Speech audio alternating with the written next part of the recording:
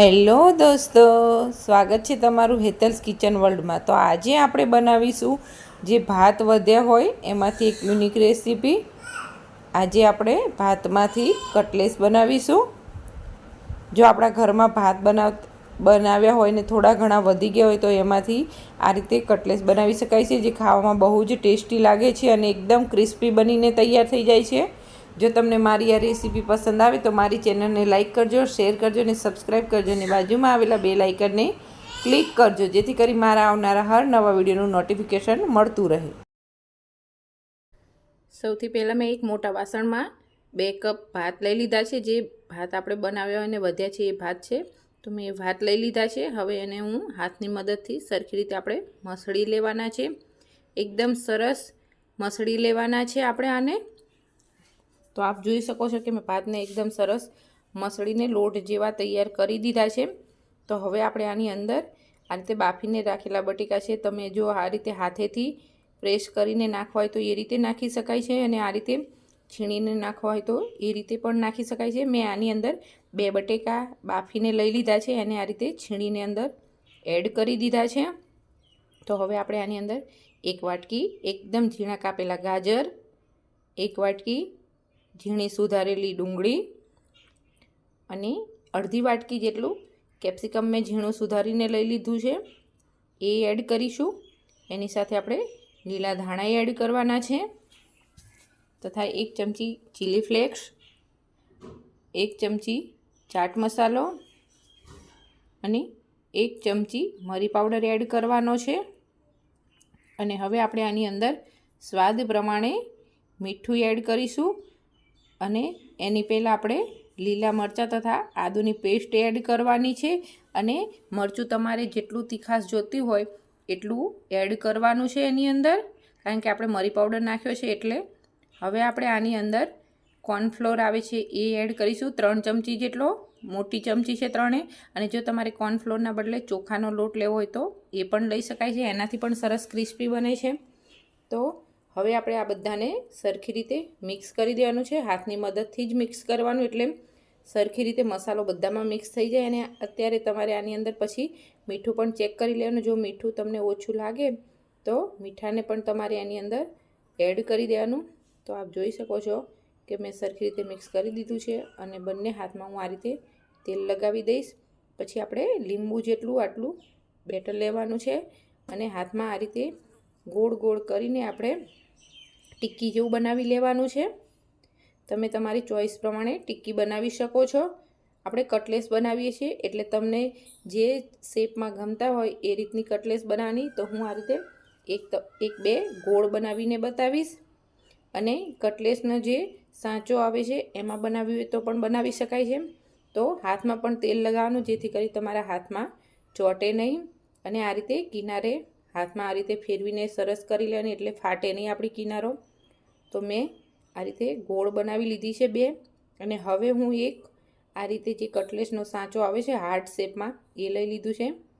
એમાં હું આ રીતે બધું બેટર અંદર દબાવીને ભરી દઈશ, અને જે વધારાનું હોય એ આપણે કાઢી લેવાનું છે। તો આપ જોઈ શકો છો કે હું પ્રેસ કરીને સરખી રીતે અંદર ભરી દઈશ, અને આ રીતે પ્રેસ કરી દેવાનું, જેથી અંદરથી ખાલી ન રહે, અને વધારાનું બધું જ કાઢી લેવાનું છે। આમાં તમે તમારી ચોઈસ પ્રમાણે તમે શેપ આપી શકો છો।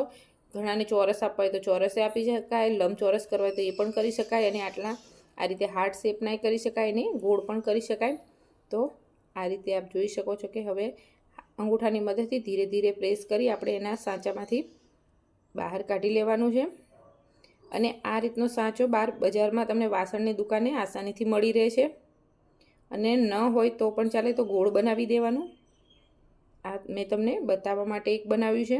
તો આપ જોઈ શકો છો કે આપણો હાર્ટ શેપનો એક કટલેસ બનીને તૈયાર થઈ ગઈ છે। એને થોડી આ રીતે પ્રેસ કરી દઈશું, અને બીજી બધી કટલેસ આપણે તૈયાર કરી દઈશું। મેં ગોળ જ બનાવી છે, ખાલી તમને બતાવવા માટે 3 હું હાર્ટ શેપમાં બનાવીશ, બાકી ગોળ જ બનાવવાની છું હું। તો બીજી બાજુ આપણું તેલ ગરમ થઈ ગયું છે।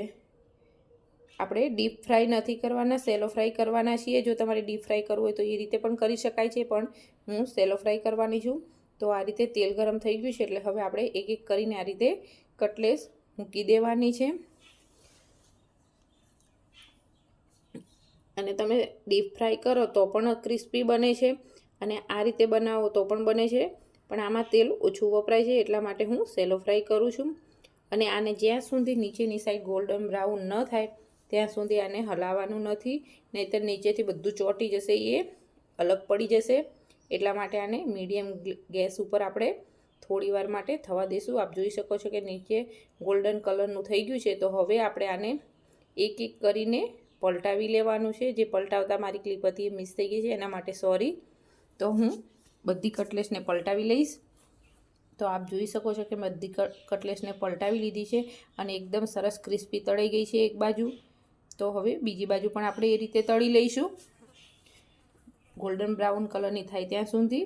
તો બીજી બાજુ થોડી વાર પછી આપણે જોઈ લઈશું કે બીજી બાજુ પણ આપણી ગોલ્ડન બ્રાઉન કલરની સરસ તળાઈ ગઈ છે. તો હવે આને એક એક કરીને ડીશમાં કાઢી લઈશું. તેલ નિતારીને એક એક કરીને આપણે આ રીતે ડીશમાં કાઢી લઈશું. અને આની અંદર બિલકુલ તેલ રહેતું નથી, જેથી ખાવામાં એસિડિટી કે કોઈ પ્રોબ્લેમ પણ થતો નથી અને સરસ લાગે છે. તો મેં બધી જ કટલેસને કાઢી લીધી છે અને બીજી જે બનાવીને રાખી છે એને પણ આપણે એક એક કરીને સેલો ફ્રાય કરી લઈશું. અને એને પણ જ્યાં સુધી નીચેની સાઈડ ગોલ્ડન બ્રાઉન કલરની ન થાય ત્યાં સુધી આપણે એને તળવાની છે. એમ કરી આપણે બધી જ કટલેસને આ રીતે તળી લેવાની છે. અને આ રીતે કટલેસ બનાવવાથી તેલનો ઉપયોગ પણ ઓછો થાય છે. તો તમારે બધી જ કટલેસને આ રીતે તળી લેવાની, બનાવી લેવાની છે તમારે. તો આપણી કટલેસ બનીને તૈયાર થઈ ગઈ છે. મેં એને ટમેટો સોસ અને મેયોનીઝ ચીઝ સાથે બનાવી છે. અને આ કટલેસ બાળકોને તો બહુ જ ભાવે છે અને આપણા ભાત વધ્યા હોય તો એ વેસ્ટ પણ ન જાય અને ખાવામાં પણ ટેસ્ટ સારો આવે છે. તો તમે આ રેસીપી ઘરે એક વખત જરૂરથી ટ્રાય કરજો. જો તમે એક વખત બનાવશો તો વારંવાર ભાત વધારે બનાવીને ઘરે તમે વારંવાર બનાવશો, ખાવામાં પણ બહુ સરસ લાગે છે. અને આવી અવનવી રેસીપી જોવા માટે મારી ચેનલને સબસ્ક્રાઈબ કરજો અને બાજુમાં આવેલા બેલ આઇકનને ક્લિક કરજો, જેથી કરી આવનારા હર નવા વિડીયોનું નોટિફિકેશન મળતું રહે. Thank you.